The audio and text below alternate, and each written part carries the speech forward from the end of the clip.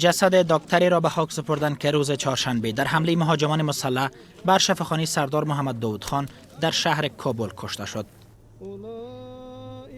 دکتر بهروز بهنام حیدری 37 ساله پس از سالها تحصیل برای خدمت به مردم از پوهنتون کابل سند لیسانس به دست آورده بود و در کشورهای امریکا و هند تا مقطع ماستری درس خواند. او چپن سفید بر تن کرده بود تا مریضان و به خصوص زخمی ها را در شفاخانه سردار محمد داود خان تداوی کند. اما عمر با این دکتر یاری نکرد تا برای مردم به خدمت ادامه دهد و سرانجام اینجا او را به خاک سپردند. این دشمنایی که در وطن ما و شماست نه تنها دشمن اردوی ملی یا این وطن هستند، بلکه از اماکن مقدسه هم یا دشمنش هستند. بلکه رحم به دکتر ندارند، رحم به مسجد ندارند، رحم به اردوی ملی ندارند، رحم به یک مریض ندارند.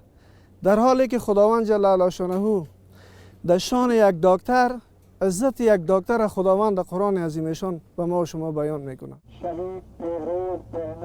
کشته شدن بهروز در خانواده وی گلیم غم برپا کرده است. از وی 2 دختر و 1 پسر بر جا مانده است.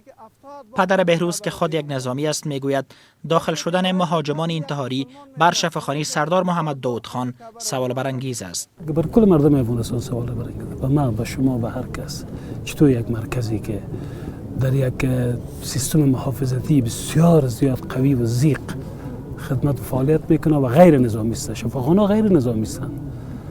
در اونجا بسیار با سادگی یک 4 تا تروریست داخل میشه و دست به جنایت میزنه. بشنوه آقای اشرف غنی رئیس جمهور، بشنوه آقای عبدالله رئیس اجراییه. این برای مردم افغانستان کفایت نمیکنه که رئیس جمهور و رئیس اجراییه با شدیدترین الفاظ محکوم کردن. محکوم کردن. این معتدل مال است. با چی میگن؟ کمیسیونی هم تعیین کلمی را بررسی میکنه. دیگر دروغ نگوین، دیگر فریبکاری نکنن. فقط باید هرچی عاجلتر مسئولین امنیتی از طریق رسانه بگویند که عامل این حادثه کی بود، کیها دست داشتن.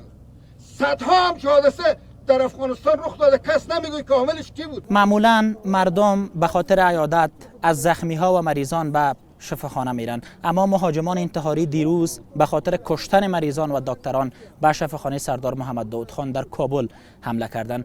در این رویداد شمار زیاد از مریضان و دکتران کشته شدند. دکترانی که حتی از تداوی زخمی های مخالفان مسلح دولت افغانستان هم مطابق اخلاق و اصولنامه صحی دریغ نمی کنند. نصرت پارسا، رادیو آزادی، کابل.